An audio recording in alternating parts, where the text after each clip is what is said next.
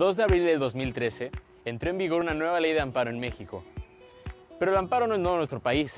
De hecho, existe a nivel federal desde la Constitución de 1857. El amparo es una de las herramientas jurídicas más utilizadas en México. El juicio de amparo le permite a todas las personas dentro de nuestro territorio nacional para defenderse de manera pacífica de los actos de autoridad que violen sus derechos humanos. Estos actos pueden provenir de policías, agentes del Ministerio Público, regidores e incluso hasta actos de los mismos jueces. En términos llanos, podemos decir que el amparo es un medio de defensa para proteger ante los tribunales los derechos que reconoce nuestra Constitución cuando consideramos que una autoridad los está violentando por algún acto u omisión.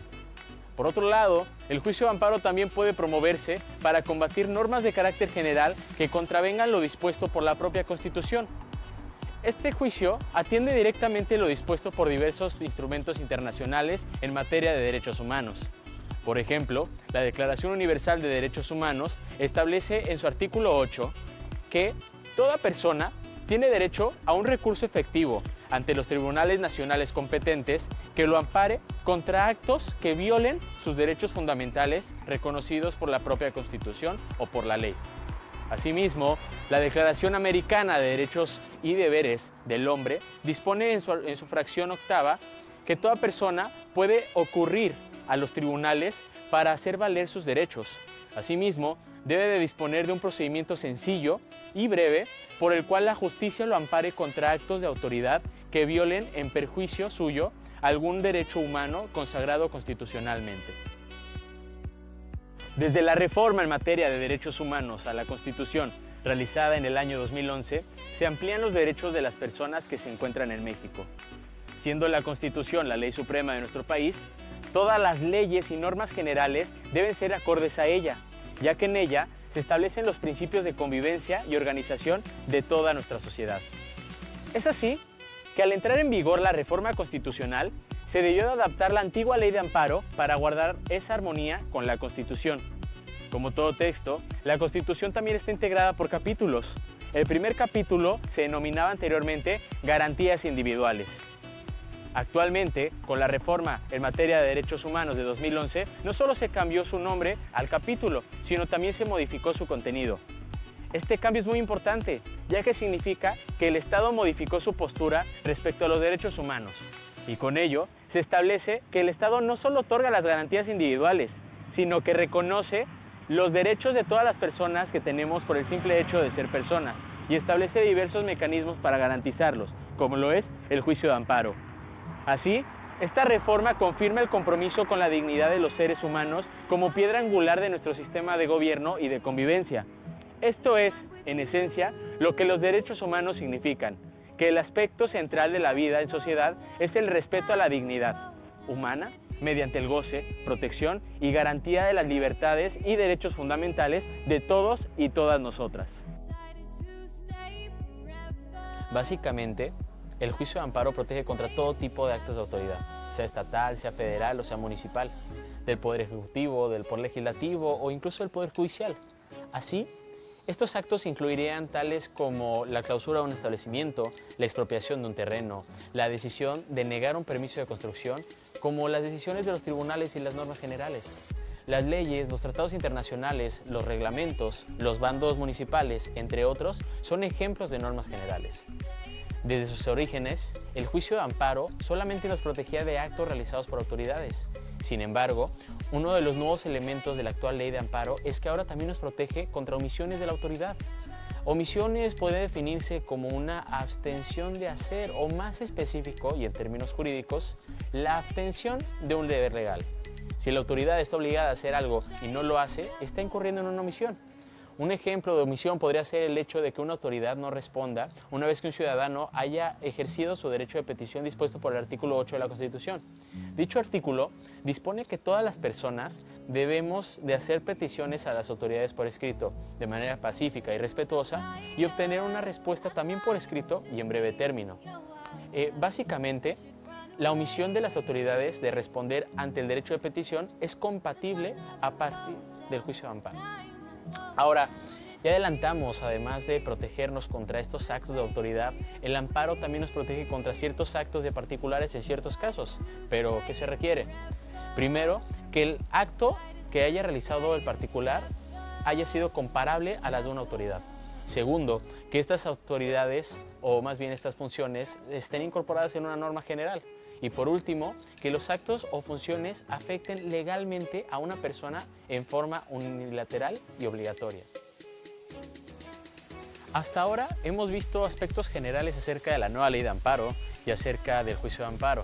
Pero, ¿cuáles son las causales de procedencia respecto al amparo directo y al amparo indirecto? ¿Cuáles son las causales de improcedencia y del sobreseimiento que establece la nueva ley de amparo?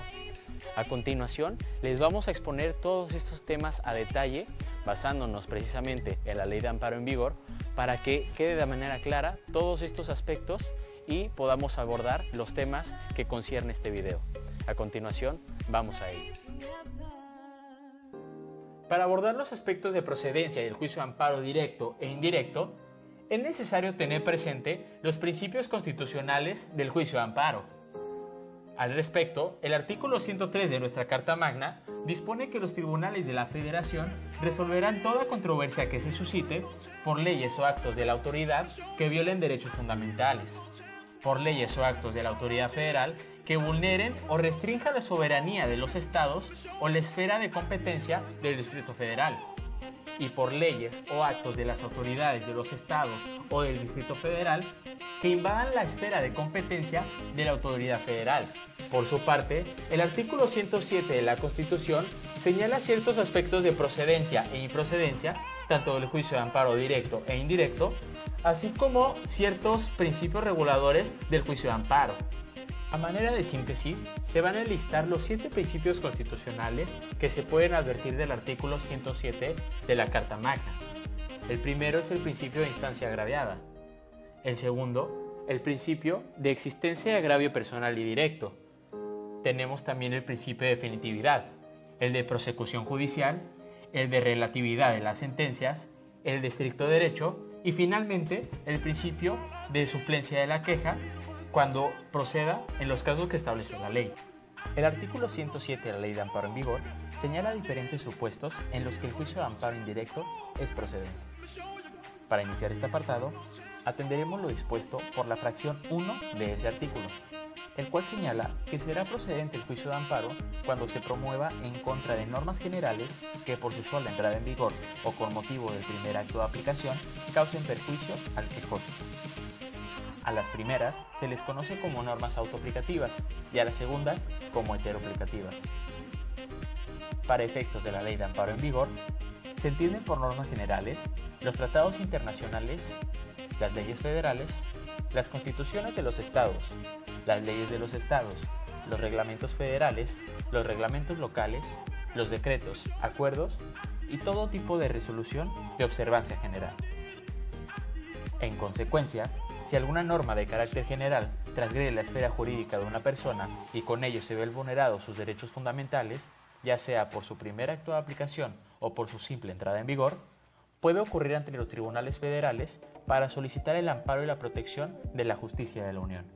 La fracción 2 del artículo 107 constitucional dispone que es procedente el juicio de amparo contra actos u omisiones que provengan de autoridades distintas de los tribunales judiciales, administrativos o del trabajo.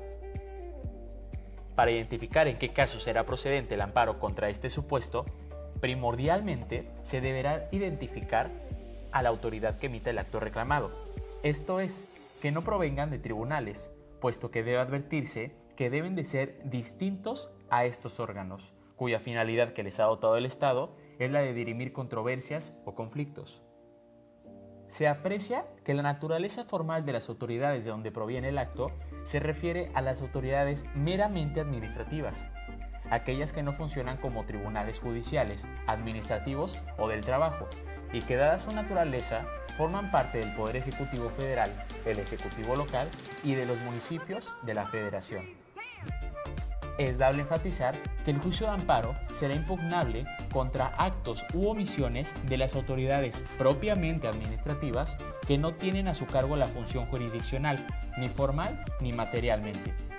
aunque se advierte que para algunos autores consideran también que este supuesto de procedencia aplica a los actos de autoridades legislativas por no encuadrar estas como tribunales judiciales, administrativos o del trabajo. Por otro lado, el juicio de amparo indirecto también es procedente contra actos, omisiones o resoluciones provenientes de un procedimiento administrativo seguido en forma de juicio, siempre que se trate de la resolución definitiva por violaciones cometidas en la misma resolución o durante el procedimiento si por virtud de estas últimas hubiera quedado sin defensa el quejoso, trascendiendo al resultado de la resolución, y contra actos en el procedimiento que sean de imposible reparación, entendiéndose por ellos los que afecten materialmente derechos sustantivos tutelados en la Constitución Política de los Estados Unidos Mexicanos y en los tratados internacionales en los que el Estado mexicano sea parte. Asimismo, la fracción cuarta del artículo 107 de la Ley de Amparo en vigor dispone que será procedente el juicio de amparo contra actos de tribunales judiciales, administrativos, agrarios o de trabajo realizados fuera de juicio o después de concluido. Si se trata de actos de ejecución de sentencia, solo podrá promoverse el amparo contra la última resolución dictada en el procedimiento respectivo, entendida como aquella la que aprueba o reconoce el cumplimiento total de lo sentenciado o declara la imposibilidad material o jurídica para darle cumplimiento, o las que ordenan el archivo definitivo del expediente, pudiendo reclamarse en la misma demanda las violaciones cometidas durante ese procedimiento que hubiera dejado sin defensa al quejoso y trascendiendo el resultado de la resolución. Sobre este particular, habrá que ponderar que para efectos del amparo, los actos que se reconocen dentro del procedimiento son los que se inician con la presentación de la demanda ante las autoridades que corresponden y culmina con la sentencia o laudo definitivo que se pronuncie. Por lo que, siguiendo este orden de ideas, se entiende por actos emitidos fuera de juicio aquellos que no se realicen dentro del periodo de sustanciación del juicio, como se ha precisado con anterioridad, y por actos después de concluido aquellos que derivan una vez que se ha pronunciado la sentencia con la que se culmina el juicio. Finalmente, en los procedimientos de remate, la última resolución es aquella que, en forma definitiva, ordena el otorgamiento de la escritura de la adjudicación y o la entrega de los bienes rematados, en cuyo caso se harán valer las violaciones cometidas durante ese procedimiento. Cabe aclarar que tiene que ser cualquiera de las dos que venga primeramente. Por otra parte, la fracción 5 del artículo 107 de la Ley de Amparo señala que es procedente el juicio de amparo indirecto contra actos en juicio cuyos efectos sean de imposible reparación, entendiéndose por ellos los que afecten materialmente derechos sustantivos tutelados en la Constitución Política de los Estados Unidos Mexicanos y en los tratados internacionales de los que el Estado mexicano sea parte. En el caso que nos ocupa, las características principales que identifican a los actos de imposible reparación son aquellos que sus consecuencias son susceptibles de afectar inmediatamente alguno de los derechos fundamentales tutelados del gobernado y que la violación cometida no se remedia, aunque el fallo resulte favorable. A manera de ejemplo de estos actos puede considerarse el embargo, que es el acto que lesiona el derecho de la propiedad, al igual que el arresto, acto que lesiona el derecho de la libertad personal. Otro de los supuestos de procedencia contemplados en la Ley de Amparo en vigor es el previsto en la fracción sexta del artículo 107. Aquí se prevé que el amparo indirecto es procedente contra actos dentro o fuera de juicio que afecten a personas extrañas. La persona extraña natural, llamada también lisa y llana o típica, o tercera extraña a juicio, es definida jurisprudencialmente como aquella que no ha figurado en el juicio o en el procedimiento como parte en sentido material, pero que sufre algún perjuicio dentro del mismo o en la ejecución de las resoluciones sin haber tenido oportunidad de ser oído por desconocer las actuaciones relativas. Dicho de esta definición, se desprenden los siguientes elementos. Persona que no ha figurado como parte en sentido material del juicio, en el procedimiento seguido en forma de juicio, que sufre un perjuicio dentro del mismo en la ejecución de las resoluciones y sin haber tenido oportunidad de ser oído por desconocer las actuaciones. La circunstancia de ser considerado tercero extraño a juicio, en los términos anteriores, como se ha visto, lo exime de agotar el principio de definitividad antes de acudir al amparo indirecto. Por otro lado, la fracción 7 del artículo 107 de la Ley de Amparo dispone que el juicio de amparo indirecto es procedente contra las omisiones del Ministerio Público en la investigación de los delitos, así como las resoluciones de reserva, no ejercicio, desistimiento de la acción penal o por suspensión de procedimiento cuando no esté satisfecha la reparación del daño.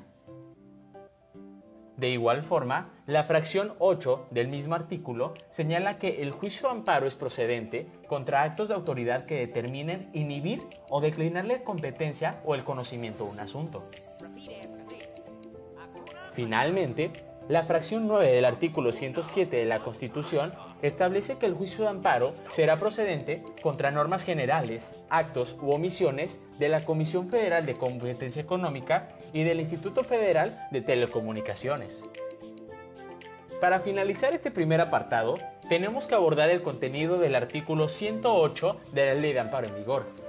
Ahí se dispone que la demanda de amparo indirecto deberá formularse por escrito o por medios electrónicos en los casos en que la ley lo autorice, en el que se deberá de explicar el nombre y el domicilio del quejoso, el nombre y el domicilio del tercero interesado, la autoridad o autoridades responsables, la norma general, acto u omisiones de cada autoridad que se reclame, bajo protesta de decir verdad, los hechos o abstenciones que constituyan los antecedentes del acto reclamado y que sirvan de fundamento a los conceptos de violación.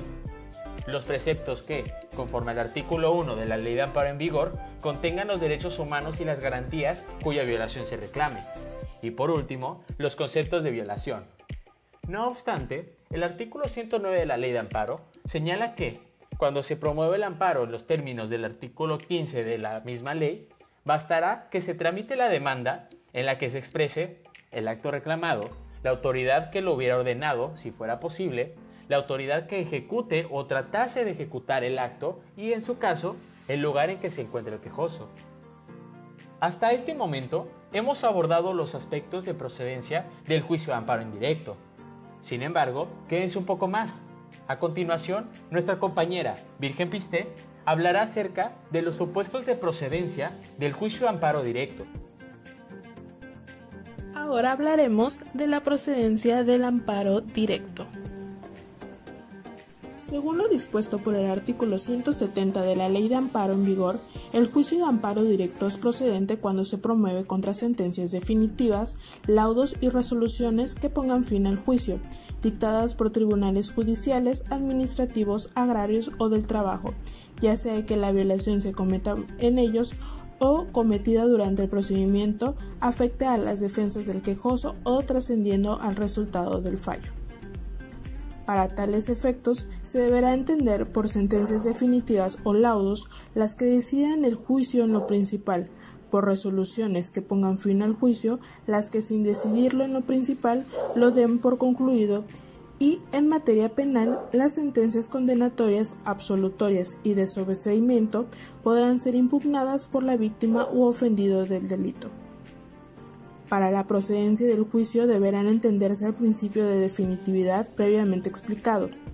En consecuencia, deberán de agotarse los recursos ordinarios que se establezcan en la ley de la materia, por virtud de los cuales aquellas sentencias definitivas o laudos y resoluciones pueden ser modificados o revocados, salvo el caso en el que la ley permita la renuncia a los recursos. Al reclamarse la sentencia definitiva, laudo o resolución que ponga fin al juicio, deberán hacerse valer las violaciones a las leyes del procedimiento, siempre y cuando el quejoso las haya impugnado durante la tramitación del juicio, mediante recurso o medio de defensa que en su caso señale la ley ordinaria respectiva.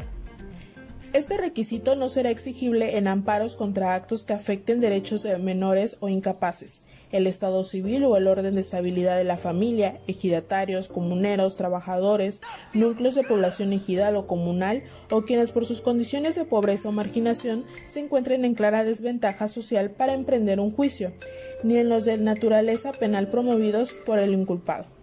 Tampoco será exigible el requisito cuando se alegue que la ley aplicada o que se debió aplicar en el acto procesal es contrario a la Constitución o a los tratados internacionales de los Estados Unidos mexicanos, que éste sea parte. En consecuencia, el Tribunal Colegiado de Circuito deberá decidir respecto de todas las violaciones procesales que se hicieron valer y aquellas que, cuando proceda, advierte en suplencia de la queja y fijar los términos precisos en que deberán pronunciarse la nueva resolución. Si las violaciones procesales no se invocaron en primer amparo ni en el tribunal colegiado correspondiente, las hizo valer de oficio en el caso en que proceda la suplencia de la queja. No podrán ser materia de concepto de violación ni de estudio oficioso en juicio de amparo posterior. Cuando dentro del juicio surjan cuestiones sobre constitucionalidad de normas generales que sean de reparación posible, por no afectar derechos sustantivos ni constituir violaciones procesales relevantes, solo podrán hacerse valer en el amparo directo que proceda contra la resolución definitiva. Para efectos de señaladas violaciones procesales que el promovente ha sufrido, el juicio se inicia con la presentación de la demanda en cualquier materia que no sea la penal, ya que en esta el proceso comienza con la audiencia inicial ante el juez de control. Otro supuesto de procedencia del juicio de amparo directo se da cuando se combaten sentencias definitivas y resoluciones que pongan fin al juicio dictadas por tribunales de lo contencioso administrativo, cuando éstas sean favorables al quejoso para el único efecto de hacer valer conceptos de violación en contra de las normas generales aplicadas. En estos casos, el juicio se tramitará únicamente si la autoridad interpone y se admite el recurso de revisión fiscal previsto en el artículo 104 de la Constitución Política de los Estados Unidos Mexicanos. Aquí, el Tribunal Colegiado de Circuito deberá resolver primeramente lo relativo al recurso de revisión contencioso administrativa y únicamente en el caso de que éste sea considerado procedente y fundado, se abocará al estudio de las cuestiones de constitucionalidad planteadas en el juicio de amparo. Ahora bien, la parte que haya obtenido sentencia favorable y la que tenga interés jurídico en el que subsista el acto reclamado, podrá presentar amparo en forma adhesiva al que promueva cualquiera de las partes que intervinieron en el juicio del que emana el acto reclamado. En el artículo 172 de la Ley de Amparo dispone que en los juicios tramitados ante los tribunales administrativos, civiles, agrarios o del trabajo, se consideran violadas las leyes del procedimiento y que se afectan las defensas del quejoso trascendiendo al resultado del fallo. Estas son cuando se le solicite el juicio o se le cite en forma distinta de la prevenida por la ley, haya sido falsamente representado en el juicio de que se trate, se desechen las pruebas legalmente ofrecidas o se desahoguen en forma contraria, se declara ilegalmente confeso al quejoso o su representante o apoderado, se deseche o resuelva ilegalmente un incidente de nulidad, no se le concedan los plazos o prórrogas a que se tenga derecho con el arreglo de la ley. Igual se hace una distinción entre las violaciones al procedimiento con trascendencia a las defensas del quejoso en materia penal y que se dividen en dos apartados. El primero se refiere al sistema de justicia penal mixto, en el que las violaciones al procedimiento se dan por los siguientes supuestos. No se le haga saber el motivo del procedimiento o la causa de acusación y el nombre del acusador. No se le permita nombrar defensor. Que habiendo solicitado no se le caree en presencia del juez. El juez no actúe con secretario o con testigos de asistencia o cuando se practiquen diligencias. No se le cite para diligencias que tengan derecho a presenciar o cuando sea citado de forma ilegal. No se le reciban las pruebas que ofrezca legalmente o cuando se reciban con arreglo a derecho.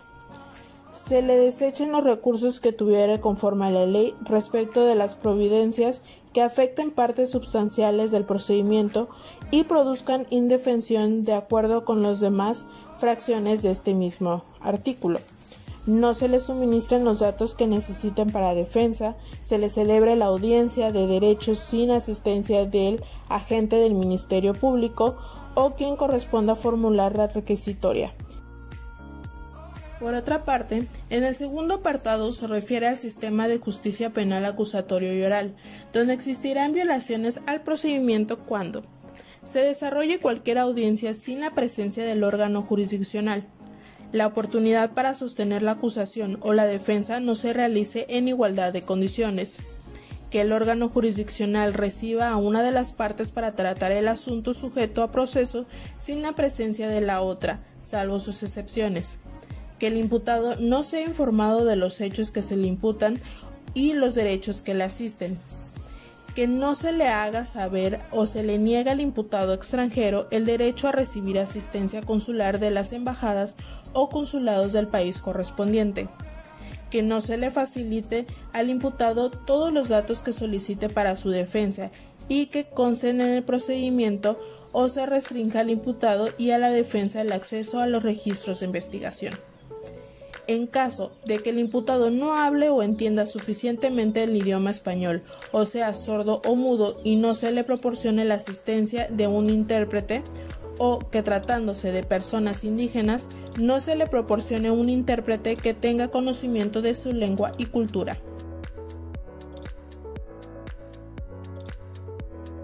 No se despeguen de sus asientos, que a continuación veremos el tema de improcedencia y sobreseimiento a cargo de nuestra compañera Diana Ballín Pérez.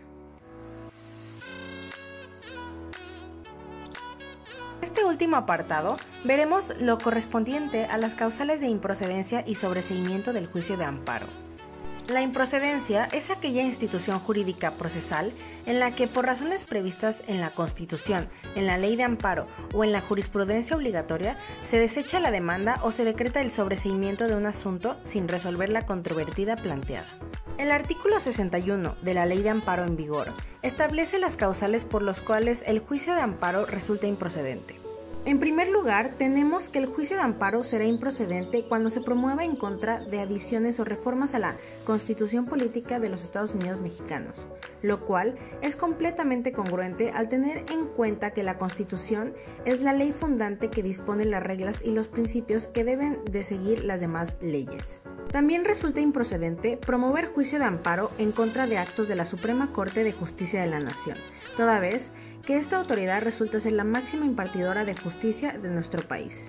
Así como tampoco será procedente el amparo que se ha promovido cuando hayan cesado los efectos del acto reclamado, es decir, cuando no resulte necesario ampararse contra un acto porque ha dejado de existir. No obstante, cuando subsiste el acto reclamado pero no pueda surtir efecto legal o materia alguna por haber dejado de existir el objeto o la materia del mismo, también será improcedente el juicio de amparo. Todas estas causas de improcedencia y las previstas en la jurisprudencia deberán ser analizadas de oficio por el órgano jurisdiccional que conozca del juicio de amparo antes de entrar al análisis del fondo del asunto. Y como tema final tenemos el sobreseimiento, que se encuentra regulado en los artículos 63, 64 y 65 de la Ley de Amparo vigente en su capítulo 8. La palabra sobreseimiento quiere decir desistir de la pretensión que se tenía. Es un tipo de resolución judicial que dicta un juez o un tribunal, suspendiendo un proceso por falta de causas que justifiquen la acción de la justicia. En el sobreseimiento, el juez, al ver la falta de pruebas o ciertos presupuestos, no entra a conocer ni estudiar el fondo del asunto, o se abstiene de seguirlo haciendo, pudiendo terminar el proceso antes de dictar sentencia. El sobreseimiento se dicta mediante un auto que puede ser objeto de recurso.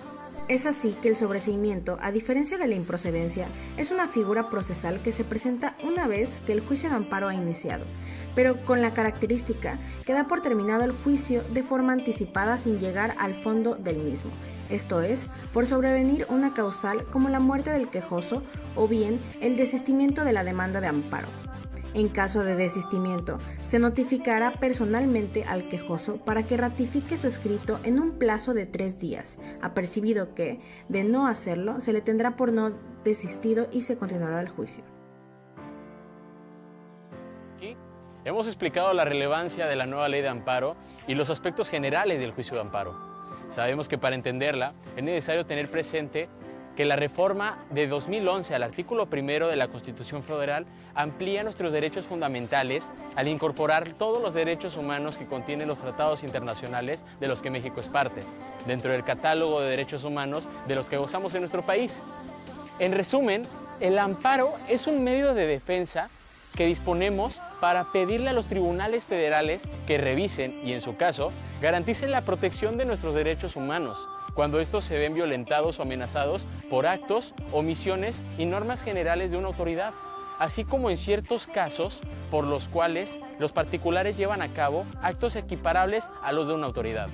También explicamos de qué forma es procedente la presentación de un juicio de amparo, sea por la vía directa o por la vía indirecta, y las causales de improcedencia y sobreseimiento del mismo, de acuerdo a lo dispuesto por la nueva ley de amparo en vigor. Todos los ejemplos utilizados en este video son incorporados y basados en los casos reales. Esperamos que de esta forma podamos presentar un amparo que resulte útil e interesante. Consideramos que así contribuimos a promover derechos humanos, la cultura de legalidad y fortalecer el Estado de Derecho. Muchas gracias por su atención y hasta la próxima.